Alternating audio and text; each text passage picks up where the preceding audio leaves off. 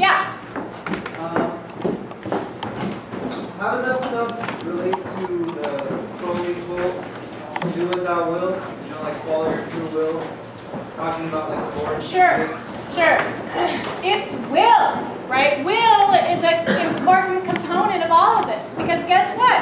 What happens when you do like your first yoga class? It's hard, you get home and you're sore, and you want to quit. What happens when you're in Kundalini yoga class and that jerk or mook just told you have to do this for 26 minutes? You're like, no, I'm not going to do it.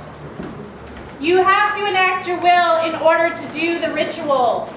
Otherwise, your body will make you stop, and your brain will make you not do it. I mean, not everybody. Some people are like, yes, Gurmukh, I will do this for 26 minutes. Thank you, sir. May I have another? Right? But if your will is not there, it will dissipate. Your band will break up if everyone's not like, yeah, let's go. Everyone will be like, you know, I'm going to go do this because I don't really feel like it. The importance of will in magic is if you think you can control the rain and you can't even like control your own actions, good luck. Good luck. If you can't do this for 26 minutes, do you think a rain cloud is going to care what you tell it to do? It is not going to care. So in order to perform rites, you have to work, you have to will. You must will it. If you want to play guitar, you gotta make yourself sit there and play that guitar every day. If you want to have a band, maybe you don't even have a job. Your will must aggregate enough energy to make you do that thing. You think it's fun punching canvas bags 5,000 times? Your body will say, stop it! And your will has to go, no! I'm not going to stop. I'm going to keep doing this until I am done. That's the will. That's do what thou wilt. Right? Yeah? I think the other major factor in affecting the weather is being balance. So it's like if an area is experiencing drought, it's out of balance. So that would also reflect internally. And so the shaman goes there and puts himself back in balance, that then the weather will follow suit. Because it's as above, so below, right? There's that very famous story in the I Ching. Richard Wilhelm was the first dude to translate the I Ching from Chinese. He translated it into German. This was in 1950. You guys know the I Ching has been around since 6500 BC, and the first time it got translated was by a German dude in 1950. So stupid. But anyway, he went to China, and he was stoked because he was a Christian dude, and he said he was so excited because he never like transferred any Chinese people to Christianity. And he thought that was amazing. No Chinese people, he couldn't get any of them to convert to Christianity. And he was like, okay, maybe I should learn about Chinese culture. Pretty cool, right?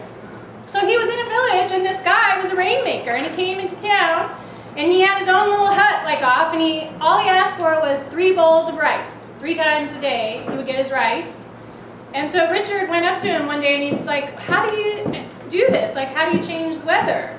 And he was like this guy who lived in accordance with the Tao. He was in balance, and he told him, he was like, these people are so out of it that they have created the earth to get into this state around them. He said, because I live in the Tao, I just come show up and eat my rice, and then it starts to rain. Right? And that's how he did it. So that's true. Yeah? I recently found out the word karma means action. It is, to do. So if you guys know, like Kriya Yoga means to do or to perform, and that's Karma Yoga. So there's, you know, you can do like the asanas, and Karma Yoga requires you to go take direct action in order to rebalance your karma. So like, let's say you're a rapist, your Kriya Yoga is to go help a bunch of rape victims. And then you're doing Karma Yoga, right? Rebalance. Reestablish the balance. You murder somebody, you better go and help a bunch of like people that someone got murdered in their family, right? Kriya yoga. Yeah.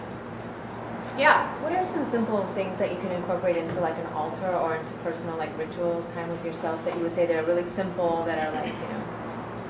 I mean, the most simple is breathing. You can just do ritualistic breathing every day, and that's the easiest. You don't even need anything, right? You just need like you. But if you want to like incorporate anything into your personal rituals, I always say the most simple is like your affects that you have around you, the things of yours that you love. You know, on my altar I have a bunch of pictures of my peeps, my dead peeps, my grandparents, my ancestors. I have my crystals, my rocks, my personal symbols, and a bunch of crazy stuff that no one would, if anybody saw my altar, they'd be like, what is this? There's like a barnacle, and like, which is from the island where I grew up, so it has like that mojo, you know. It's all very meaningful to me personally, but if anybody else saw it, they would just be like, this is garbage. Right?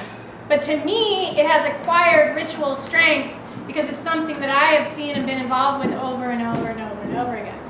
Right? Those symbols have incorporated themselves into my life ritualistically over years, so if I just have that barnacle from that place, all of a sudden I can be in that place through ritual. So it has to be meaningful to you. If you go out and buy a bunch of stuff for your altar because you read it in a yoga book, if you go and like read a Wicca book from the public library and it tells you a spell, do you really think that's gonna like go? Make your own. You can have structure, learn the music scales, but make your own song. Right? Get the practice and the rights, but then, you know, John Coltrane isn't just rehearsing. He has practiced and packed his elephant, so when he gets up on the stage, he can go wherever he wants. And he goes straight up to outer space, right? Because he incorporates his soul into it. He's not just doing what, you know, the library book told him to do. He provided a space for his soul to open, and that's what your altar should do. Provide a space for you to open. So make it yours. Make it yours is the most important.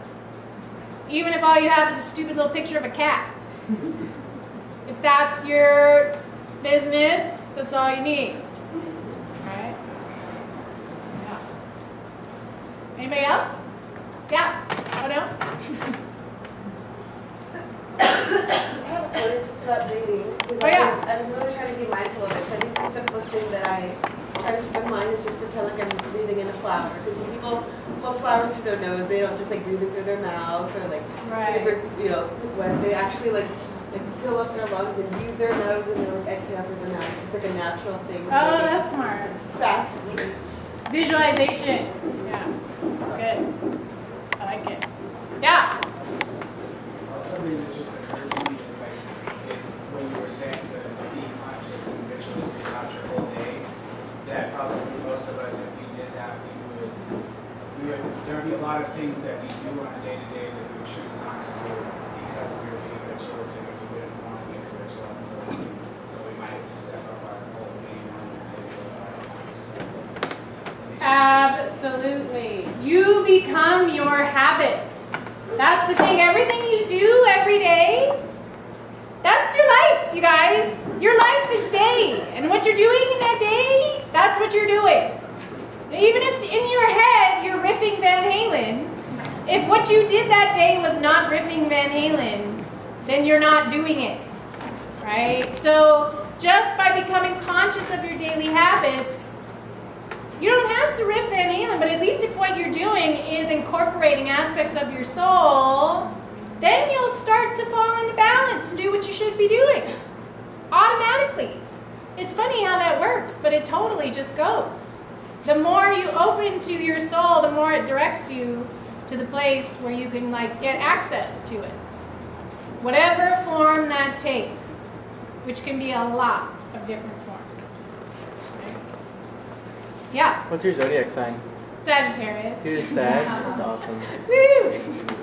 I have a question about like repetition. Yeah. Because I feel like a lot of people do repetitious things like Yeah. unconsciously, and I feel like like all of us do repetitious things, and you're just telling us to be aware that we do those things. Yes. So, but what about ingenuity? If we're constantly doing repetitive things, like, how are we supposed to like create new stuff in our life? That's the John Coltrane, right? If you do the scales over and over for that many years, that's what actually enables you to be ingenuous, right? Is that a word? I don't know. Ingenious. The ingenious comes from a knowledge of the thing. Like, let's say, look at any invention, okay? Like, most things come because someone's been thinking about it for a long time.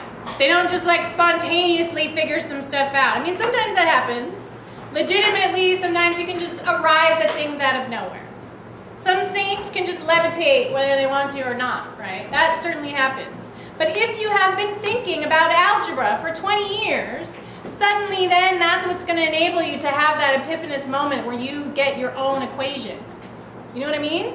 So through repetitive practice of the thing, that's what can enable you to come out, because you've done the like regular thing so many times. Like, look at any art, right?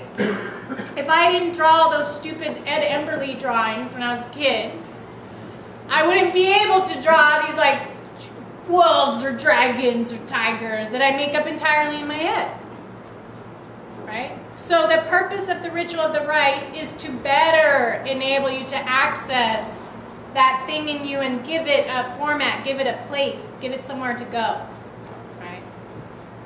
Open it up. Let's say that I'm a writer. Right. And I'm constantly writing. Mm-hmm. But I need like new inspiration, and it isn't through like writing more. Right. Like, and I want to deviate. Like, I mean, do you think that's good or bad? Is that right or wrong? Like.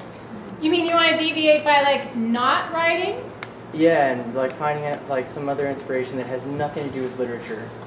Oh, so well, but getting the inspiration in a different place is different than stopping the activity. Or like take music. Do musicians get inspired by playing the guitar? No, it's by like their girlfriends or their boyfriends or whatever. Like the inspiration isn't the same as the thing. That's going to come in from your muse. The muse isn't the same as the repetition. Right? So I mean, you're not going to get like inspired from the act of doing the writing, but it's going to open the space for your soul to come in. Your soul is the thing that does the inspiring. The rite and the ritual is opening the space for that to happen. You know what I mean? So it's not the action that's doing it, it's what it's opening to come in. Through doing the trancey thing. By doing that, then suddenly you're like in some other place. Right? That's the thing. As a practitioner of Magick, what kind of rituals do you participate in? Is it reading, or do you actually do like spells and stuff like that? I mean, my rituals, they're not like ones that other people do. I don't know. I mean, like in the last ritual I did, I sewed like a 13-foot snake myself and stuffed it full of stuff, and I had my knife that I got from my mom, and I used the knife to cut open the head, and I had this red sheet shoved in it that I pulled out, and then I cut the sheet and I put it. It sounds so dumb when I talk about it, but it was really good at the time. The symbolism was about equality and equinox, so the snake was half black and half white. So I just like thought, I was thinking about slavery, and that's what I did. So did I do a spell? It's like, it's a performance of an idea of the thing, and then I make a thing. It sounds a lot like our performance. It's performance. Some people do rituals differently. Yeah? Could you use the word mojo a bunch of times, and I kind of feel like I have a general idea of what it means, but hearing your sort of more rigorous definition. Right, definition of mojo. I know, that's kind of arbitrary, sorry. By mojo, I mean like accumulated energy and strength that you get. Like, for example, Johnny Cash has more mojo than Hanson. You know what I mean? Johnny Cash can walk into a room and he's like the tiger or the snake. What's up? Hanson, not so much. So that mojo has accumulated in that being that was Johnny Cash to the point where now he is Johnny Cash, and his mojo precedes him wherever he goes. So it's an energetic frequency. Mojo is like a frequency. mojo is like passion. Power. Power. Calm down. Right? Power. Amplification. You're amplified. He's so amplified, he doesn't even have to tell you who he is. If you didn't even know who Johnny Cash was and he had walked into a room where you were, I promise you could feel him. Have you guys ever had that happen where you were like in a place and this like person that was like a person walked in the room and you're like, who is that person? That's a person. There could be like 50 other people in the room, but then there's like that person who's got like the halo. They got mojo. I think the interesting proof of the amplification is the fact you're talking about it in present tense. Yeah, totally. Yeah, because he's It's a very perceptible energy. He's an archetypal program now. He's amplified himself to such a point that now he's an archetypal program. I think too much of like ritual works best when you're not trying to achieve something that you think you already have. Yeah. You know, I think you kind of have to lose yourself in yeah. it. That's an important part. What you already are is already Yeah, because it's allowing for the you to come in. That's a very important point. Like, the rad thing about doing Kung Fu and punching that thing so many times, initially when I first started, I was like, I want to be super strong and bad and like punch really hard. But then, actually, through punching really hard, I found out I don't want to fight at all. And the beauty of my soul can come through in knowing that I can punch the crap out of anybody, but I really don't want to and I don't have to. So even the thing that you're trying to do through doing the ritual action, the true soul of you will actually come through no matter what. Even if you have an intention setting out in it, if you're doing the ritual appropriately, consistently, your true self will come into it, right? Like if you start doing music because you want to be a rock star, but then your songs are actually like, oh, I like making music because it makes my soul feel good. And I don't even care if other people are listening. That's because the real you is like coming through. Or art, or anything, right? It's totally magic. Yeah? I was wondering if it's possible to partake in a ritual with the intention of achieving one thing, and you focus on that one thing, and you go about your day, and it seems as if you unintentionally unleash a chain of events you did not intend to even occur, but it seems connected to the ones you were focusing on earlier on the day. Does that ever happen? All the time, especially if you don't do the ritual properly. Like look at Aleister Crowley's one of the most famous stories, right? So he was doing this Babylon working, trying to invoke this thing, and he stopped before it was done because like the phone rang or something. Isn't that what happened? So he had to like go get the phone, and then he didn't come back and close the frickin' ritual. And throughout the day, this series of unfortunate events just fell upon him that like, and recurred over and over for years that were related to that thing that he did that day, specifically. Frequency-wise, everything. It was all related to that ritual that he had done, and it all just annihilated him. And they were all related to that specific ritual that he had done. So, absolute, because now you're magnetized to the thing. That's the thing. If you're magnetized, money, money, money, money, money, money, money, money, money, money, money, money, money, you might get some money, but now you're like, money, money, money, money, money, money. All I want to do is get some money. I want to do it without that, right? If you're like, that guy, I want to get that guy, I want to get that guy, I gotta get that guy, I'm going to do a little dance, I'm going to get that guy, right? Now, you're like so magnetized to that thing, and you're going to get like all kind of weird stuff heading your way, because now you're magnetized to being a stalker. So now you're going to get stalkers, and you're going to get weirdos and creeps are going to come up to you. Because you're a magnet. Magnets pull metal to them. So you'll get that metal coin you wanted, and then you'll get a lot of other metal too. Being specific in rituals is difficult and requires concentration. So usually if you start doing a ritual, it's going to go big, right? You're going to, like, you do love. But you only want that guy. Maybe you're not very good at magic yet. So like I said, you're going to get a bunch of stalkers and weirdos and creeps. Because you've just magnetized yourself to love in a very specific manner, right? So that happens all the time. Yeah. Since you come from a lineage that has a questionable history, where do you draw your moral boundaries, and do witches abide by the law? I don't understand why my lineage has a questionable history. I don't understand that context. Well, I mean, considering like Aleister Crowley practiced some rituals that were maybe considered abusive to like other people, Sure. and like. Why am I from Aleister Crowley's lineage? Because of witchcraft. Like, since, well, let's say that I'm an artist, I would consider Sure. myself part of a lineage of artists, and I have to take responsibility for art Every history. single artist in history? Well, I would like to consider myself, yeah, like a... So like you're an embodiment. responsible for every piece of art that's ever been done from the dawn of mankind? That is amazing. Well, okay, I would love to, like, imagine myself that way, so that's why I say that. But, like, do you consider yourself, do you consider witchcraft the same to you?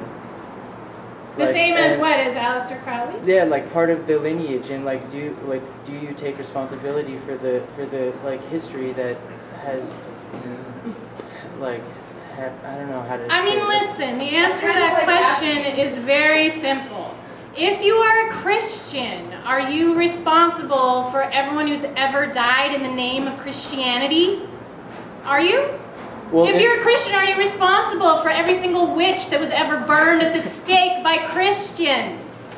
I'm sorry, but that is just the most retarded thing I've ever heard. It's not retarded at all, because it's your choice. Like, let's say that you were a Jew and you were born that way. It's not Sure. your choice, but you chose to become this, knowing of its history. So you do take responsibility for the people in that lineage.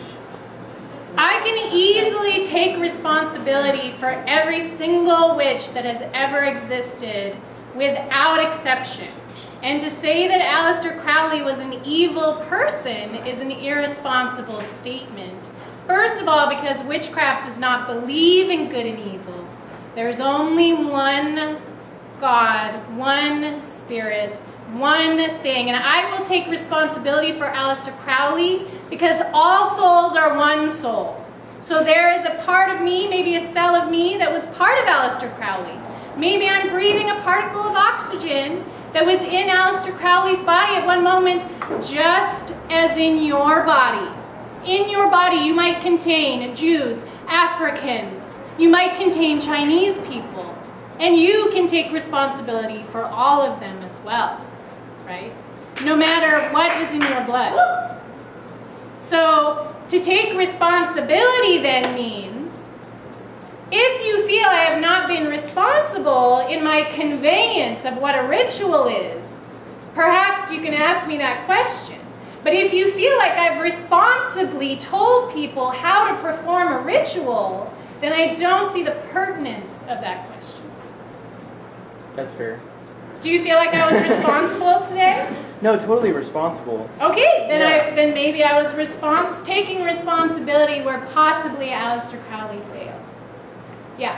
I'm wondering, do you do like women's work, or like you get gathered like and do you teach other? I mean, do you get together with like community and do like ritual and ceremony or any of that? Yeah, I do lots of rituals. Good. Okay, all I the want to time. find out more about it. But for everybody too, like not just for women, but for all kinds of people. Yeah.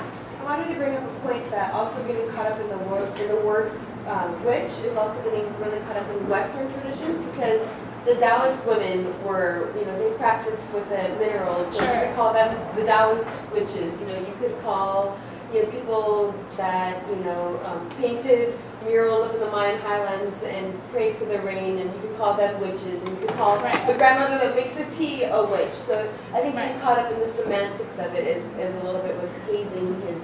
I mean, it's cool. I don't want to like bust you up, but I feel like your question came from a legitimate inquiry. And I mean, I feel like though that's the problem. Like if people are going to make judgments, like if you judge me on my father's actions, right? If you judge me, my father is a criminal and a fucker and a child molester, is dead now. And if you're going to judge me as a person based on my father's actions, I don't know that that's really fair, right? Because I don't do any of the things that he did. My action, my Kriya Yoga is not the same. My Kriya, my karma, the things that I do are not the same things that Crowley does, right? So you judge me, like that quote said, judge me on my action. What am I doing? Right? If you judge me on my lineage, you just put me in jail. I would be in jail if I was judged on my lineage. I'm not judging you. I was wondering if you included yourself or you were totally separate from that. And I mean, sure, my father is me. At the same time that you can't judge me on my father's actions, he's in me. So it's true. But I choose, my will does not perform the same things that he performed through conscious intention of my will.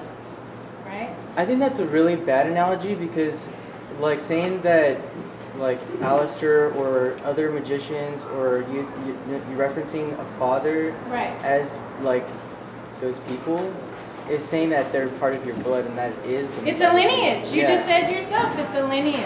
I just think it's a bad analogy. That's what a lineage is, right?